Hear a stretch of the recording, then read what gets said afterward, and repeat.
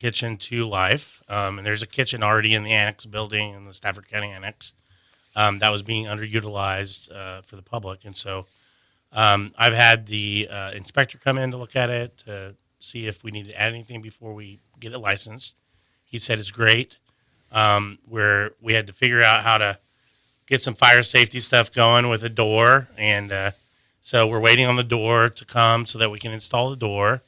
And then after that, I'll get it licensed. And so we'll be doing some programming around value-added food product development. And with K-State Extension, we're going to be doing some canning programming as well. So hopefully going to have that available probably in about a month and a half. How will this work, and kind of how'd the idea come up, or this is what we wanted to do? Well, Kansas has a great history with culinary kitchens, with incubator kitchens is what they call them. Okay. And so they have a program where you can apply for that designation. The reason why we're doing it is because if you are a producer of food and you have a license to produce food in your home, you have to be present to sell the food. So if you produce the food in a commercial kitchen, you don't have to be present to sell it. So that opens up opportunities for people to sell it in stores or to ship it to different places and that sort of thing. And so we're going to be working with the land of Kansas to get the labeling right on these products and to get them licensed and everything like that. We've got people that have jams and jellies. We have people that are doing barbecue sauce, just a number of different products that we've found in our county that already exist, and we're trying to also encourage other people to also create products as well. What a great idea. There's probably nobody has any Sandhill plum jelly down there, do they? Oh, yeah, I bet they do. Yeah. No, we have a few people that make some really, really good jelly. Yeah, you have the Sandhill plums for sure. Yeah. Okay, we talked about this on the program last month. Great idea, grant writing classes. Grant writing is a big thing right now, and more people are trying to do it, but grant writing classes, and you have scholarship money for people to get in these classes.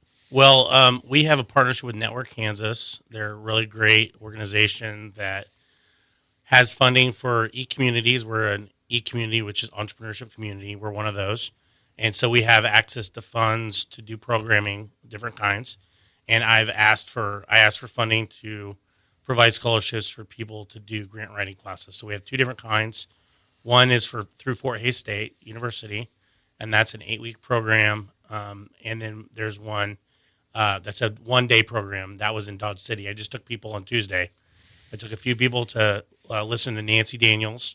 She's based out of K-State, and she does grant writing trainings. And so we went there for the day, learned about grant writing. It was really helpful to them. And we're just trying to provide these scholarships for organizations that want to kind of expand their capacity to be able to access grants and that sort of thing. And so that, we have limited capabilities at EcoDevo to do all the grants that people want to do. And so we want to be able to build that capacity in the community. This is for people in Stafford County? Yep. So people are taking advantage of it already. How can people get signed up for these? Yeah, they can. We're doing the scholarship on the back end. So if they complete it, we'll pay for what they paid for. So the class at Fort Hays State, there's one going on right now. There's 3 of us in the class, including myself. They're in the grant writing class, and then I took 2 people to Dodge City. So if there are other grant writing classes like those, the Nancy Daniels and also the Fort Hays, there's other times that those are available. They can contact me. I'll give them information about it. And then if they sign up and they complete it and they show that they've completed it, I'll pay them back for whatever they paid for.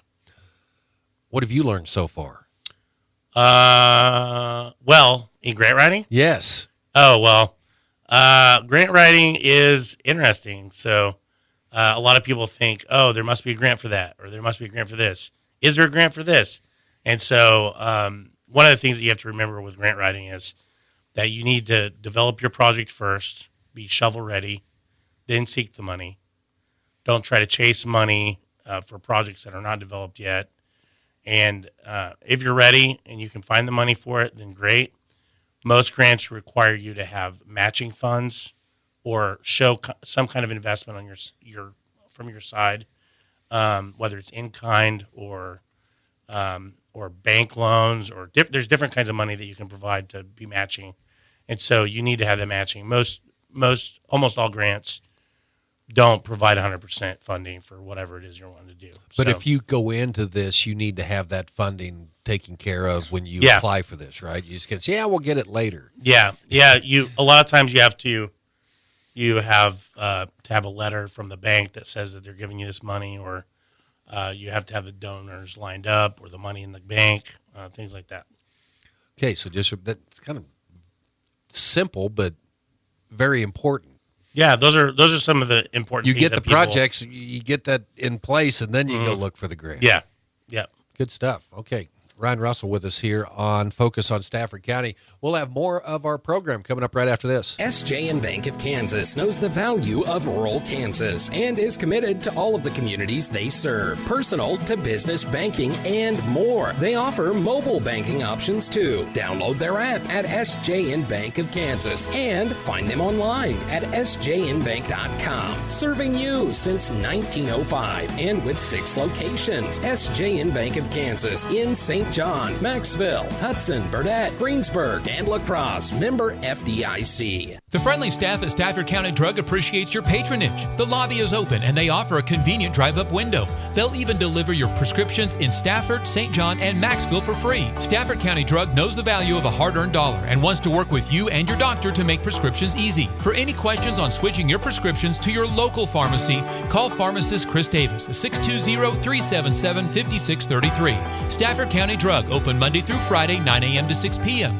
Inside White's Food Liner, Highway 281, St. John. The St. John Jubilee Committee reminds you to always shop local first. Small town values and old-time traditions. Stay connected with the Around the Square St. John, Kansas Facebook page about upcoming events throughout the year. The next event coming your way will be the annual Christmas Around the Square celebration. Stay tuned for more details about that event and many more, again, at the Around the Square St. John, Kansas Facebook page.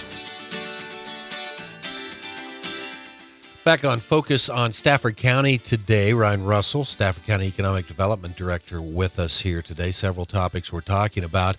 And you have an intern for a college student through speaking of grants, Midwest Energy Grant. Tell me about this internship. Yeah, well, we're going to be opening it up for current college students, hopefully from Stafford County, that are maybe commuting to Barton or Pratt or somewhere nearby, but to have an internship available to work at EcoDevo, probably for a short time, maybe 2 months, and then we have funding for that.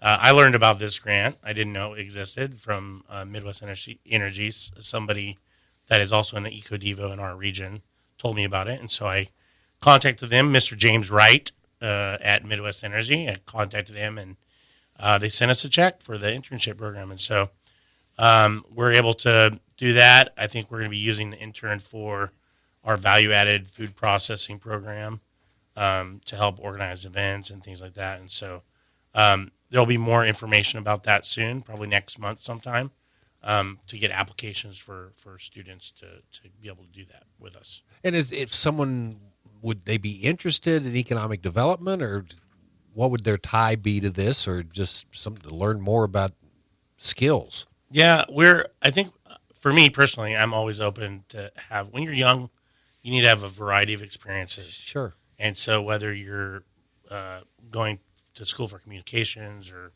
whatever it is, it's important to have a varied experience so you know what exactly you really want to do. And so this is a good time as you're a freshman or sophomore in college to try many things. And we're willing to take whoever that's interested. So How is it going to be one intern? yeah, there'll be one. Okay, one intern. Okay.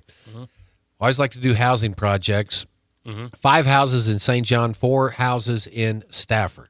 Yeah, so we were approved last month for the new grant that we applied in June, which will include 5 houses in St. John and 4 in Stafford. So people are chomping at the bit, saying, "Ryan, when is this going to start?" So we're going to be signing the documents with the state. for the grant soon. And once those are signed, then we can move forward with the project. So we haven't signed the documents with the state yet. We're just waiting for them to send us those and sign them. With all grants, there's timeline you have to follow. We've looked at lots already in Stafford and St. John. We have lots picked out, and so we'll be starting the process of building those. Once we sign the grant documents, we'll have 18 months to build all 9 houses. So it's always hurry up and wait. So you wait, and then you got to hurry, and then we'll be building those houses. And so these houses, we'll be able to sell them. Previous program we are renting. This program we'll be able to sell some of the houses. So if there's anybody that's interested in buying a house, we'll be building houses in those 2 towns. And we're looking forward to talk to them about that. This is moderate income housing, isn't it? Yes. So tell me about these houses. Well, they will be 3-bedroom, 2 bath. We're going to be doing an unfinished basement for the houses, and a slab for a carport. If they want to put a carport in themselves, they can do that. And so most of the houses will be that way. They'll look differently than their last program's houses. That's been a big question of people. Are they going to look the same? What are they going to look like? We're working with HOI, Housing Opportunities, Sure, out of Great Bend, to help us build the houses. And they'll be taking bids from within the county to get the builders to do the houses. And, they have some house designs that they use normally, and we'll go with those. that's exciting. I mean, 5 houses in St. John and 4 in Stafford. Yep. How many houses have been built in Stafford in the last few years? Oh, I don't know. We have a number. Not many. Not very many. Yeah, we've done a few. But I think one good thing about Stafford though is that Jamie Downing is the city manager. She's doing a really great job of being aggressive and getting houses up to date or renovated or salvaged or torn down and they've got some good programs to revitalize the downtown area as well. And so there's a lot of positive things going on in Stafford. Yeah. What will the process be for people to apply to purchase one of these homes? I'm still thinking about that. Okay. But I will, once we start breaking ground and start building, I'll start. Still down the road a little bit. Yeah, still a little bit down the road, yeah. Well, you got to build the excitement for it. Sounds like That's right. people are already asking you about it. Yeah, so there are a lot of people, yeah. That's good. Okay. We've talked about Gray's Photo Studio on this program many times over the years. What's the latest at Gray's Photo Studio there in St. John?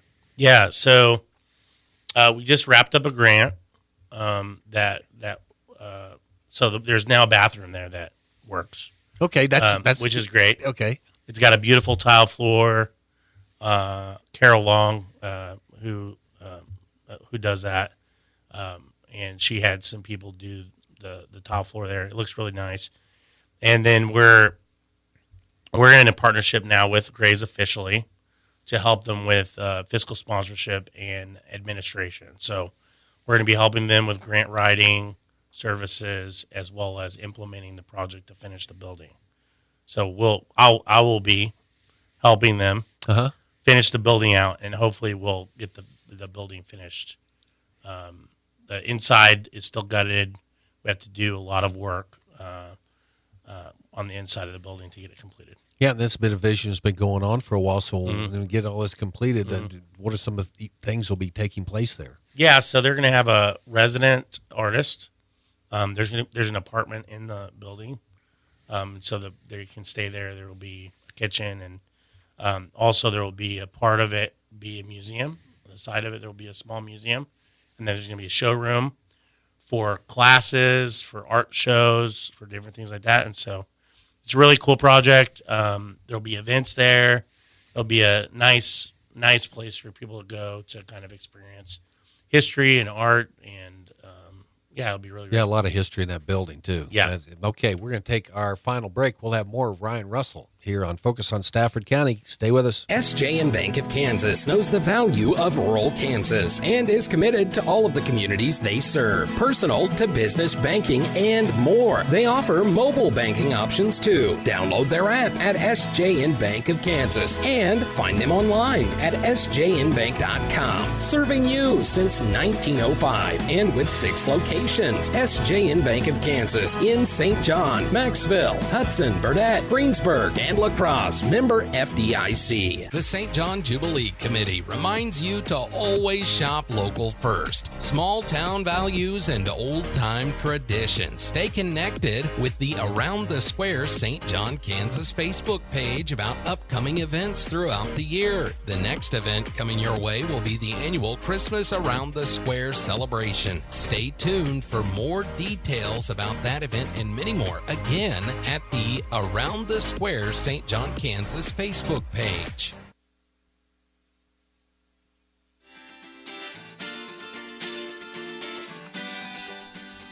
Brian Russell with us here for a few more minutes here on Focus on Stafford County. Coming up right after us, you're a lead into the Kansas City Royals today. How about that? Huh? Oh, nice. Yeah. I hope they win. Well, we've got 2 today, finishing up the first one from last night, so that's coming up. Okay, Community Fair Building, Stafford County Fair. This is a new topic. What's going on there, Ryan? Yeah, we've entered into a fiscal partnership with them as well. They're going to be building a new building for the Stafford County Fair in Stafford. And so they've just recently torn down their old fair building. And so they were able to get ARPA funds from the county for partial for part of the money that they needed for the building. And then they're going to be raising the rest of it to build the building hopefully by next August or July. I hope they'll be able to build it by the next fair is kind of the goal. So we're going to be helping receive donations on their behalf for the fair building.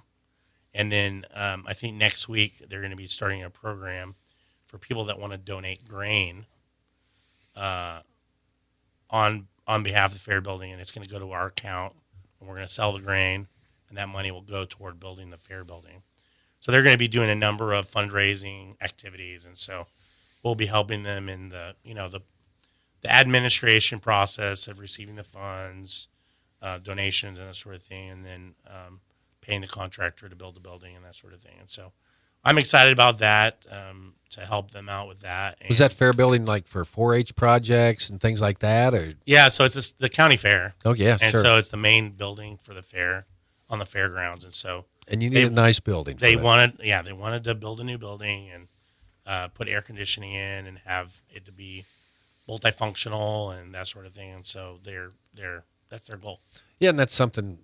Yeah, it's a community fair building that can be used all year round. Yep. Yeah, so it's not just during the fair. We're going to use this one building. Yeah. Okay, here you go. We'll dive into this because you've got to explain all this tax credits. Okay, right. Yeah, tax credits, housing, and entrepreneur tax credits going on. Yeah, so with the grant we received for the 9 houses to be built, part of the funding that they gave us is in tax credits. So they gave us $315,000 in tax credits. So these tax credits will be 1-to-1. So $1 in tax credit will be worth $1, and so some tax credits are different. They have different values and that sort of thing. So we're gonna be contacting companies first over the next month or two, as well as individuals who may have a larger tax payment to the state, and so instead of paying their tax to the state, they would buy our tax credits and submit that, and then the money that would go to the state would actually go to our project. So it would keep the money in the county to be able to do projects. And in the case of the housing tax credits, it's to build houses that are part of this program. And so normally we've had we've done this a few times in the past couple of years. We've had a really great response from the businesses in our community to participate in this. The banks have been a big push of this as well. And then we've had some local entrepreneurs who have done this to help us out as well. And the entrepreneur tax credits, they're similar. We have $100,000 designated to us from Network Kansas to be able to sell. And these are not project specific. They're basically just a fundraising project that we're doing. A lot of the money that we get through grants and stuff are restricted funds. They have to go towards something. Tax credits like this with Network Kansas are unrestricted funds, and so we can use them for anything like administration or programs that we want to do that we can't find grants for and that sort of thing. On the entrepreneur. Yeah, on the entrepreneur. Yeah. How do they come up with 315,000 and 100,000? Well, Network Kansas just gave us 100,000. Okay. And I asked for as many as we could get, and they said that's as much as we could get. Okay. Because they have to spread them around to the state. And with the 315,000, I think is the maximum amount that the grant will give. So we got 600,000 in cash, and then 315,000 in tax credits.